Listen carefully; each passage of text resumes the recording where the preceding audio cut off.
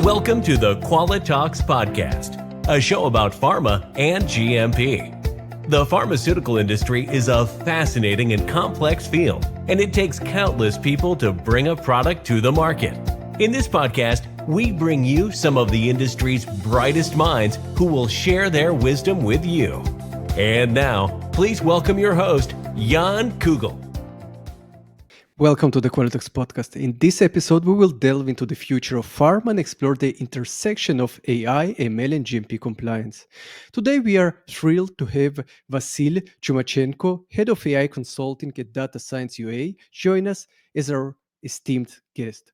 With a wealth of experience in integrating AI solutions into chemical and pharmaceuticals, Vasyl brings a unique perspective on driving innovation and growth in the industry. So stay tuned as we discuss prospects, risk strategies, and practical applications. So, Vasyl, welcome to the podcast. Hello, Jan. Thank you for inviting me. That's my Uh, pleasure. That's my pleasure. So AI is a very hot topic at the moment, and a lot of people are highly interested to know what's going on in the market. And you have a very unique position where you work in a company that works with a lot of clients, helping them establish uh, their AI in their manufacturing facilities and different projects. So I think it would be quite interesting to talk to you about different aspects of AI in pharma and the diversifications that you see. And before we dive into it, Vasyl, so you have a background in sciences and also in AI. So what is your how did you come to the position of head of AI at data science? From maybe a bit overview of your background and what are you doing as head of AI at data science? sure. So it's actually a pretty maybe common story in our region. First of all, I got my PhD from Kiev National University, where I work on the targeted drug delivery, and it was mostly in nanoscience. And of my PhD thesis um, was the algorithm based on convolutional neural networks, where I applied this neural network to improve the very common method in nanoscience, namely dynamic light scattering. It's also pretty applicable in some cases in pharmaceutical industry. Or basically, the purpose of this method is to establish the particle size distribution of the dispersed systems. So sometimes it is applicable in pharma. And after that, I understood that what I really love about chemistry and life science, it is the part that calculates something. So I really love numbers. So I started to dive deeper into the artificial intelligence, and that's how I switched from the academical position to AI outsourcing business, and I started as a consultant. I mostly help data science UA with my domain expertise in chemistry, and I successfully accomplished a couple of projects in this domain, and that's why I'm here now at the head of AI consulting team, and I really love artificial intelligence. So basically, that's why I'm here. Great. So AI has a lot of applications, and there are also different types of AI. So can you elaborate on the most common AI systems types that are used today in the market? Okay, so we could we could divide the artificial intelligence in pharma or in chemistry, let's say in general, into or in the industry into two subdomains. The first one is a general domain where we have our beautiful and extremely useful ChatGPT or another language models, and we can talk about computer vision models for different purposes in pharma. It is in pharma and in industry actually in general. That is well known for public that we sometimes can use GPT-like models to automate some tasks for the employers, and it's like general tasks which could be really useful for any business.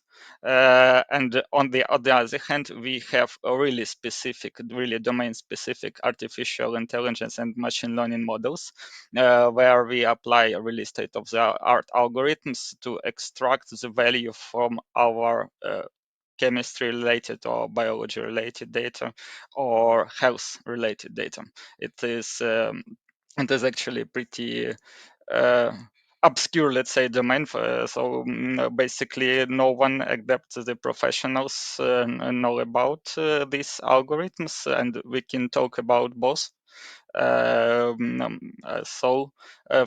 First of all, the large language models like ChatGPT or Gemini, they could be really useful in pharma, where we are talking about um, we can use these models to build a perfect system for the employer's education, where we are able to fine tune the large language models and into this specific knowledge database. This data would be easily accessible through the chatbot interface or whatever the customer want. Um, this on the one hand, well, because everyone knows about ChatGPT and the basic capabilities, but it's not so common that this model can be fit to exact data set to have the opportunity to use this data set precisely but easily for example, for the employers. It is actually, I believe, a beautiful application for the large language models on the one hand. But we also could talk specifically about the special purpose machine learning models. So maybe we could speak about different domains starting from the drug discovery process, where we can actually use sophisticated so-called graph neural networks to extract the basically to find the optimal hit compounds for further investigations for the in vitro trials, for preclinical trials. But the first stage, we have to choose the most potentially biologically efficient models. Um, Efficient, sorry, the most potentially efficient molecules, and nature allows to have uh, more than billions different organic compounds, and it's actually a huge challenge to choose the optimal molecules for the certain purpose, again the certain disease, again the certain target. And the artificial intelligence is currently helping pharmaceutical industries to choose the best options. So you have experience in this domain of research, especially in the AI, as you explained, a lot of research and discovery of molecules. So do you also implement AI at the moment with different clients in the domain of manufacturing, QC, quality assurance? So is it something that is also quite needed at the moment and popular? Uh, it is on the one hand, and it is not. And here I believe we should address all the risks, starting from the regulatory risks, and I basically every another risks, because it's all about the real people and final consumers, final drug consumers. Um, in in quality control, we know that a lot of equipment manufacturers that like manufacture the basic equipment like chromatographers or another analytical equipment for pharma, for example Agilent or Waters, they already incorporate the artificial intelligence and machine learning algorithms into their software. Uh, and on the one hand, this is a really good software. They have their really powerful algorithms for example, automated peak integration, and or for the chromatogram prediction for the certain mixture of the compounds. On the other hand, we could check out the FDA regulations on the use of the artificial intelligence in quality control in general. And here we could easily understand that neither FDA nor European regulator have even a good definition of the artificial intelligence in terms of pharmaceutical industry. That is why it's like the pharma industry are in a peculiar situation when you have to decide if you even could correctly use this software for the quality control purpose, or in fact, they are mostly are able to use it only for the R&D purpose. For example, when you have to develop, when you have to design the best possible analytical method for the um, uh, for example, to measure the exact concentration of the API. And in this case, these models, they became really risky for the manufacturers, and for the majority of the situations, as I am aware of, and I have expertise working in the project like that as a part of data science UA.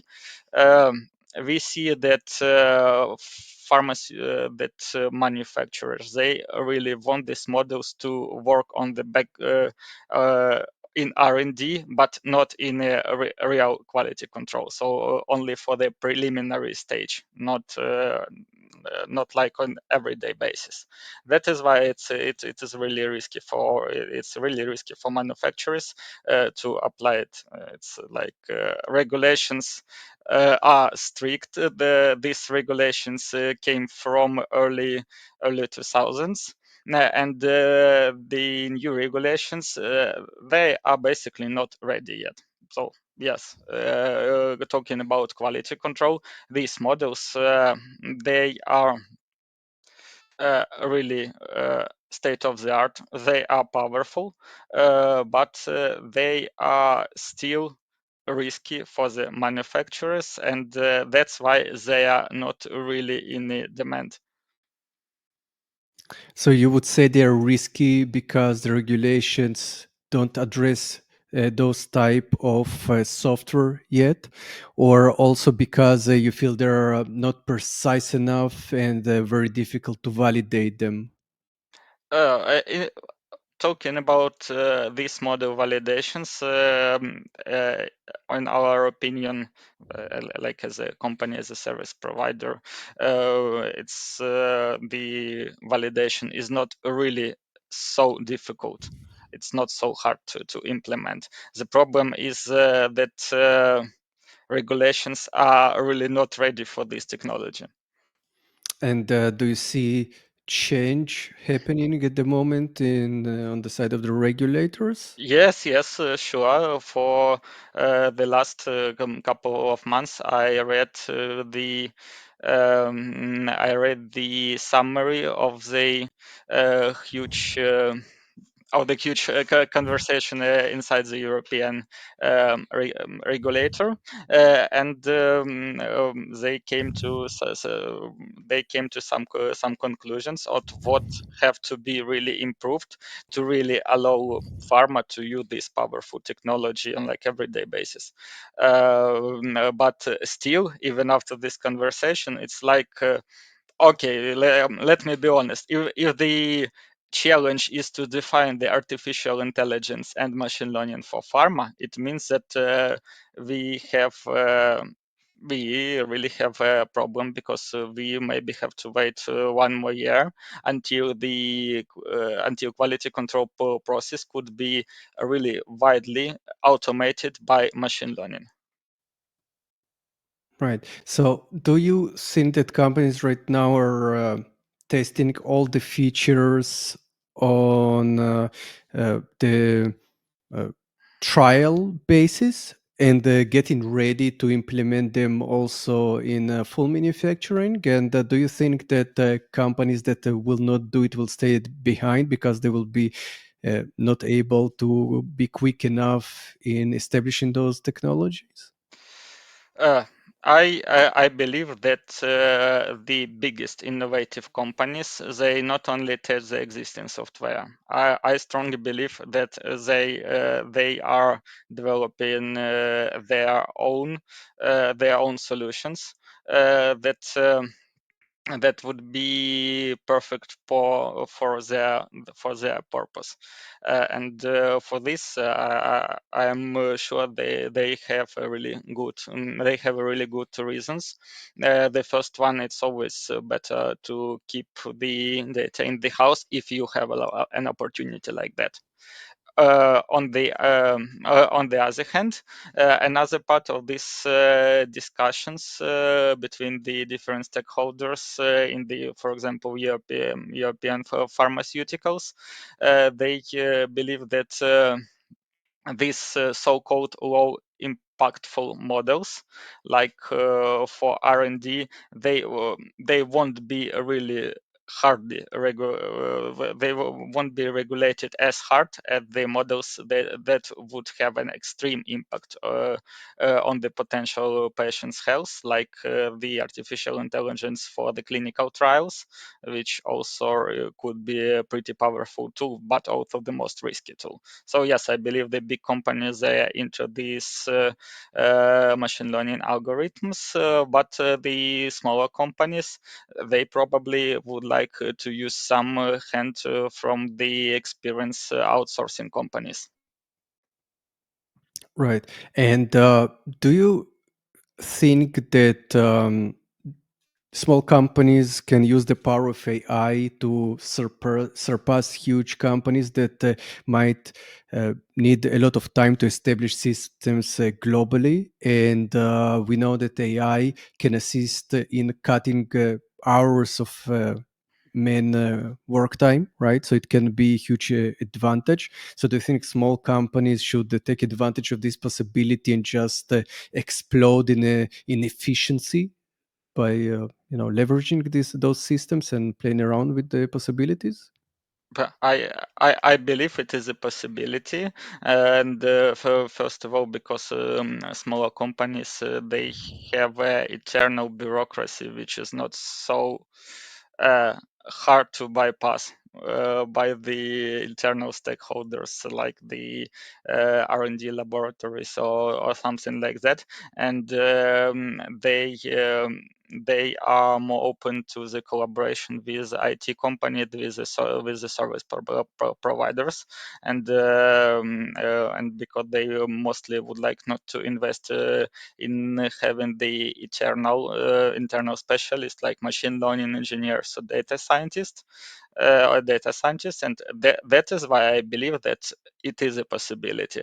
But still, everything depends on how hard the real regulations on this part of the machine learning technologies would be in future, because currently they are like on the first stages. I mean, the regulations.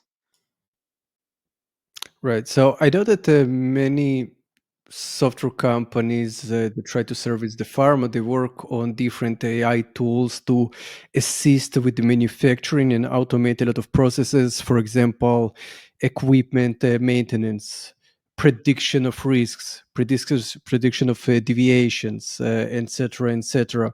So how familiar are you with such different solutions, and do you think there are such solutions that can be more easily implemented because they're less control the production but more give information which is helpful and does require less strict validation, for example? I believe you're talking about predictive maintenance purpose of the For machine example. learning. Yeah, I mean, for this exact case, yes, but it really depends on the again, it depends on the exact purpose, because if we because from time to time API synthesis in industrial scale could be still pretty dangerous for the environment, pretty risky for the employers. And in this case, when the health and even life of the workers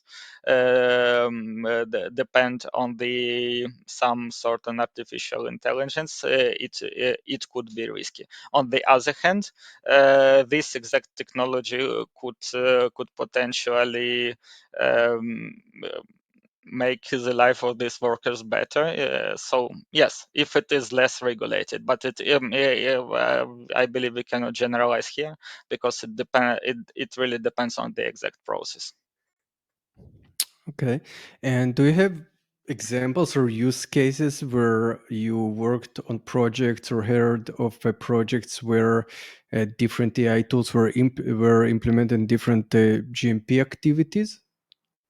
In GMP activities, I mean, you mean in predictive maintenance, for example, yes? Uh, Quality manufacturing, anything that is being used during the manufacturing of a commercial drug. During the only for the chemical supplies, when the synthesis of the some chemical supplies are still under GMP, but it is not exactly the pharmaceuticals. In this case, these suppliers, they are open for this technology, and they are ready even to collaborate with site service providers. And yes, that is possible for some chemical supplies, for predictive maintenance of chemical supplies, or for quality control of chemical supplies. Yes, we do have. And still it was a really challenge task for us as for service providers, mainly because we have to bypass this uh, hell. uh, but yeah, let me be honest. It was a hell, because we were waiting a lot of months for the security, internal security, to allow us to start working with their data. Um, okay, so it was hard, but it is possible. Let Right, me be honest here. Yeah, right. it So is I'm a sure. hard task. Yes, it is. It is. So yeah, so I'm sure that working with such regulated industry, it's hard, especially the big companies. So what types of uses do you see? What uh, what use cases can you tell us about of not only maintenance for predictive maintenance, for example, but any kinds of AI that you see being used in pharma, chemical, QC? Like, what can we do with this? If you can give different examples. Yeah, starting from the so starting from the AI empowered chatbots that facilitate the eternal education and qualification improvement of the staff, where we use basically two technologies: large language model and so-called RAG, retrieval augmented generation. So we can fit the large language models to the knowledge dataset. This is a real use case, and we helped with developing it because we have to start small. But also we we developed two models, two machine learning models for the R&D department, which mostly work with the chromatographic data. The first one, we developed a model that performed the peak integration of HPLC data really accurately for the exact purpose of the company, and another for the same company. We developed an model that pretty accurately predicts the chromatographical peaks of the compound mixture depend on the different solvents. So yes, we do it, but again, it is still a challenge to implement it on the level of on the quality control, but not for the R&D. Because for R&D it's okay. For everyday quality control, it is hard to tell. Right. So, based on the successful projects that you finished despite the challenges, could you give us some advice on how to prepare the ground to make it as flawless as possible? So, let's say a company wants to implement a model and they hire a company, a consultancy, that service provider that helps them write the code and implement it in their system. So you mentioned there are a lot of hassles there, like getting all the access to the tools, to the IT tools, etc., etc. So if you could map the challenges and maybe give advice on what to keep in mind to make it as flawless as possible. Oh, yeah, sure. I mean, it is still a challenge for pharmaceutical companies to establish the pipeline of their data flow. And to they have to save every data point possible. For example, if a company records the infrared spectra on a everyday basis, they have to save everything from the original files to metadata. And if they want to automate this process somehow, because from time to time it is the case, they have to store everything. They have or to store it either locally or like on the cloud. And it is completely another challenge because okay, what I remember how the okay, a couple of days ago, I spoke to the pharmaceutical community of Ukraine on the conference, and one of the speakers, actually my colleague who represented the IT community, he told to to the uh, big Ukrainian pharma go cloud, and actually pharmaceutical industry should move their data from local storages to cloud because it is both safer, faster, and it is a basic advice. But I believe it works for every company which works with the big data.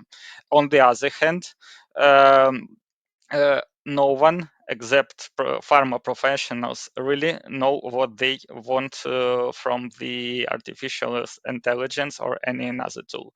That is why if pharma works with service providers, they have to be ready to provide as much advice and expertise from their side as possible. It's a perfect background for the successful project.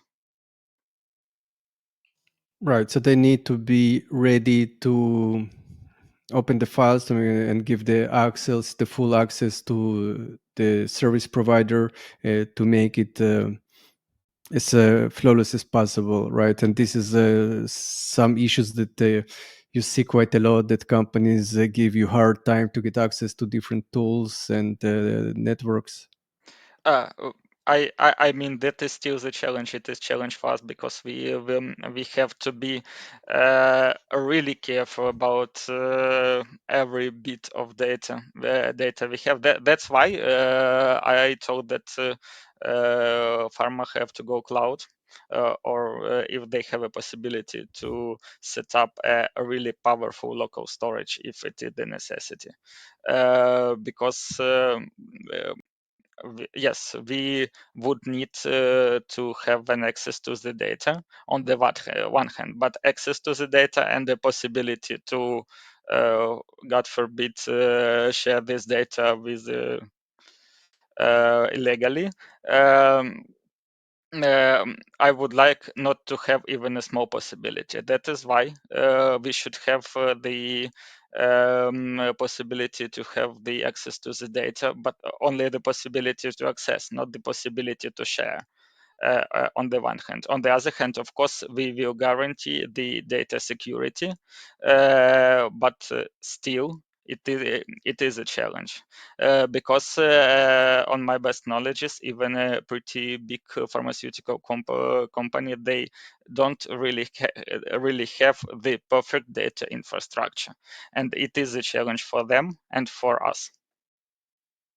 We have to prepare the data for the, let's say, industry 4.0, because it is the next step, and I believe in 5 to 10 years the a lot of processes will be automated by machine learning, artificial intelligence in pharma. Maybe in 20, but still it's 20 years, it's not a lot really. Right. So, from what you're saying, when a company chooses a service provider to help them establish new systems and develop AI, they need all the access, but they also need to make sure they choose the right partners to work with, because we're talking about security, and there are a lot of risks with that. So, how would you recommend pharma companies, chemical API manufacturers to choose their partners and qualify them in the best possible way? So, what criteria would you uh, recommend them to look at when they're choosing such a partner? The couple of criteria, but some of them are pretty obvious. It's a general reputation of the company, but I know that it sounds like too general. So basically, they should look the first if they uh, basically really have an experience working in this domain, because it is really complex.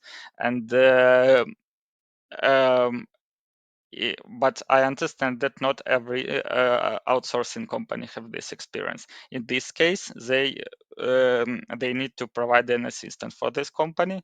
But okay, and another one, another point, if it's like maybe we should call about the red flags here, because if company service provider really doesn't want to speak to uh, tell about every possible risk of implementing these models on each step. That means that you should run away from this company, because I'm afraid that this would be potentially really risky. Right. So have a partner that is clear about what they can do, what they cannot do, and that the company doesn't afraid to lay out the risks and don't just paint everything pink because we're talking about activities that can be risky and time consuming and also complicated. So this is a challenge because you train the AI to do some tasks and it takes time with the data and you want to make sure it's efficient at the end, right? And if you already choose one partner and they don't work out, then you lose a lot of time, a lot of money, right? So it's a very important part. In some cases, yes, but another good point would be here is that from time to time we should start from the small projects. When Mm. we and it is really possible, especially when we are talking not about the GMP activities, but if we want to automate some internal processes in pharma. I'm talking about management, about like the auto-filling CRM systems, etc. Mm. It is, of course, it is strongly regulated internally, but it's not so sensitive, and from time to time it we could start with a small project which could be delivered in a couple of months, and after that Mm. we could go further. So start small, because I believe Right, that it is always the case. right, makes sense. So test the company, see how it works out, see their expertise, see how well you're doing with the people, how well is the communication going. So that's a very good advice indeed. Start small, then develop to bigger projects, right? And you mentioned there are risks, and some companies don't completely put them on the table, don't reveal everything. So from your experience, what are the most common risks that a company, then they want to develop such models for the QC, for example? What should they take into account when they do their risk analysis and so on? Because they might not know what AI is exactly. That's why they are talking to you, for example, right? So what are the risks they need to consider? The first risk is the data available for the company, because again, as you told on the beginning of our conversations, that uh, validation of the model is a really of the artificial intelligence or machine learning model is a really complex task, and to validate the model we need to have a perfect data to validate it on, and we need to have it really diverse. Um, we have we need to have a lot of different like well balanced data that represents the uh, real world, let's say, as close as possible. And the main risk is that we don't really have enough data. And on the other hand, if we are talking about another machine learning applications from another domains, um, sometimes we don't really care that we took a part of data from the public sources, but for the pharmaceuticals, especially for the quality control, it might be not the case. So we should rely only on the data provided by the client. And the main risk is that we probably don't really have enough data, and good enough data to really build the perfect machine learning solution. That is really the main risk. And another risk is, of course, the that the artificial intelligence, especially neural networks, these models are not really interpretable in the sense as any another model. In another words, we don't really know why the algorithm really give one or another decision. And these risks could be mitigated in the only one way, that we have to use a um, concept human in the loop, because every step of the artificial intelligence have to be controlled by the human. Right. So basically, although you build a machine to be as accurate as possible, you still need a human to check and confirm the results. So that's what you mean as well, right? Exactly, that is a mandatory stuff. It also the part of the absolutely necessary part of all the discussions inside the entire artificial intelligence community in pharmaceutical industry, both in organized by FDA or European regulators. So yes, we still need a human, Mhm. and we will need a human, and human beings will not be substituted by the machine in this industry for a really long time, and it's good news. Right. And so when you have the output, so does the output look always the same as it looks right now, or would the operators would need to learn new skills to understand whether the results are correct? uh, I mean, the uh, we would need an you would need an additional education for the employers, but it's always the case when we are talking about the new technology. On the other hand, for example, if we are talking about automated pick integration in chromatography, it would be not a big problem, because the automated integration exists for a really long time, and it is and for most of the employers, even well educated with the deep knowledges, the previous models are also black boxes, as well as the current machine learning models. So in these terms, no, we don't really have a extremely complex process of educations for the employers, but yes, in general, people need to be educated in this domain, in domain of artificial intelligence in general, and in domain of these specific technologies, because they need to understand what is possible and what is not. Mhm. Okay, good. So in regard to pharma and regulation in GMP, so you said that there are a lot of risks still, and uh, companies don't go willingly at the moment to start developing different tools because the regulations are not clear yet. So where do you see it developing in the next couple of years? So when do you think there will be a breakthrough in this regard? In this regard, I believe that okay, if we are talking about pharmaceuticals in general, I believe that the breakthrough would be in the domain of drug discovery, because the first stages of the drug discovery, they are not really such really so regulated as in other stages, and that's where I believe we could. I personally waiting for the breakthrough. Maybe it's already here. We just don't know yet. But I know even some Ukrainian companies, there's like chemical suppliers for pharmaceuticals. They are already using these algorithms. Mhm.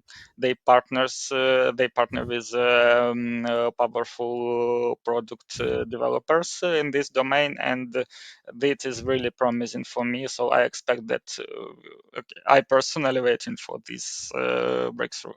I believe it lies here, but in another domains, I believe we would have a really not the revolution, but step-by-step evolution. So it take more time testing new regulations, testing, and it probably will take more time, right, in the more regulated manufacturing domain, right? Yeah, I believe that currently manufacturers they are testing a lot, but they would use it widely like in a couple of years. Hmm. Okay, so that's quite good. But I think, anyways, I think all those companies should be on their toes, so they should not sleep while the regulators think. They should test and also already be ready once the regulations are there, because the breakthrough that the AI can do in those domains is massive, right? So there should be testing it and already being ready to implement it, because at the end the regulations will come, and to Yeah, understand how they to will. implement it through risk management and with oversight of human. As you mentioned, there is a lot of AI that you can implement as in parallel to humans to process data, right? And as long as you have a human signing off all the things at the end, it should be okay, right? So I think that that should be the direction at the moment, and I think we are in a good path there. So Vasyl, do you have any uh, points that you think that you would like to add that we didn't discuss yet to this interesting conversation? I mean, we already discussed the main points I wanted to mention from the very beginning, but I would like really to encourage pharmaceuticals, starting from the small biotech tech companies and to giants, to experiment, and where it is possible,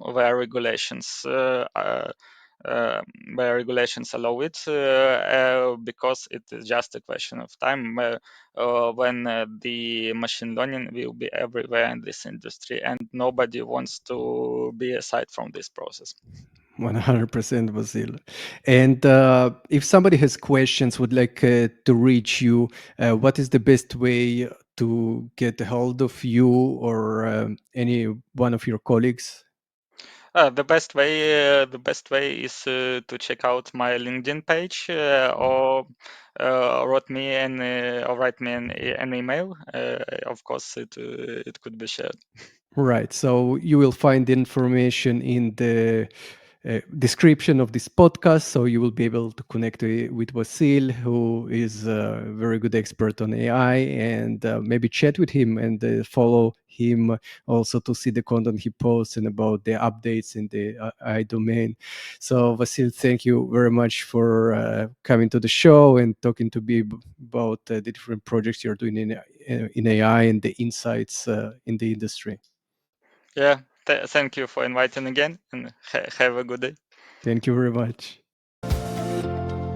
Thanks for listening to the Qualitalks podcast. If you enjoyed the show, please leave us a 5-star review.